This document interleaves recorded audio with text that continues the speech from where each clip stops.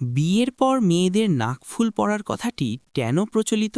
বিয়ের পর মেয়েদের নাকফুল পরার বিষয়টি মূলত একটি সামাজিক ও সাংস্কৃতিক প্রথা।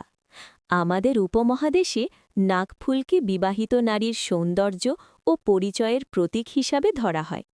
অনেক জায়গায় ধারণা আছে বিয়ের পর নাকফুল পরলে মেয়ের সৌন্দর্য বৃদ্ধি পায় এবং তাকে একজন বিবাহিত নারী হিসাবে চিহ্নিত করা যায়।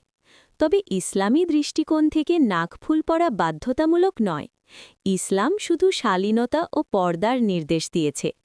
নাকফুল পরা বা না পরা এটা সম্পূর্ণভাবে ব্যক্তিগত পছন্দ ও স্থানীয় সংস্কৃতির উপর নির্ভরশীল। বিয়ের পর মেয়েরা যদি নাকফুল খুলে রাখে তাহলে কি স্বামীর অমঙ্গল হবে? এই কথাটির ইসলামী বিধান কি? বিয়ের পর মেয়েরা যদি নাকফুল খুলে রাখে তাহলে স্বামীর অমঙ্গল হবে, এই কথাটির কোনো ইসলামী ভিত্তি নেই। এটি সম্পূর্ণ একটি কুসংস্কার ও সামাজিক ভুল ধারণা। ইসলামে কারো মঙ্গল বা অমঙ্গল কোনো অলঙ্কারের উপর নির্ভর করে না। ভালোমন্দ, লাভ ক্ষতি সবকিছু একমাত্র আল্লাহ তাআলার ইচ্ছায় হয়।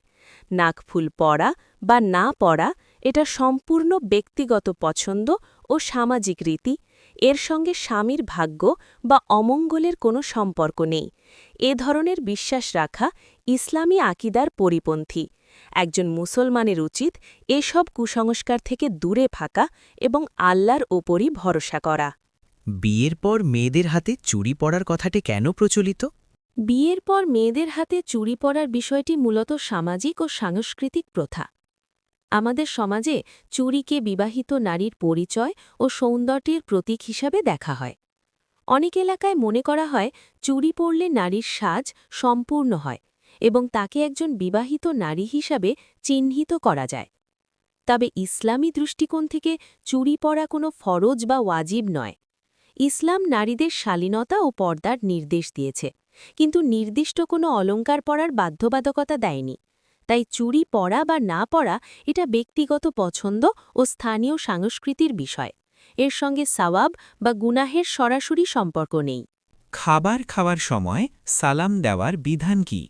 খাওয়ার সময় সালাম দেওয়ার বিষয়ে ইসলামে কোনো নিষেধ নেই, তবে আদব বা শিষ্টাচারের দিক থেকে খেয়াল রাখা উত্তম। যদি কেউ খাওয়ার মধ্যে থাকে তখন জোরে সালাম না দিয়ে অপেক্ষা করা ভালো। আর যদি সালাম দেওয়া হয় তাহলে খাবার খাচ্ছে এমন ব্যক্তির জন্য সঙ্গে সঙ্গে জবাব দেওয়া বাধ্যতামূলক নয়। চাইলে সে খাওয়া শেষ করে বা সুযোগ বুঝে সালামের জবাব দিতে পারে। ইসলামে শান্তি, সৌহার্দ্য ও সহজতা গুরুত্বপূর্ণ, তাই কাউকে কষ্ট না দিয়ে পরিস্থিতি বুঝে সালাম দেওয়া এবং জবাব দেওয়া এটাই উত্তম আদব।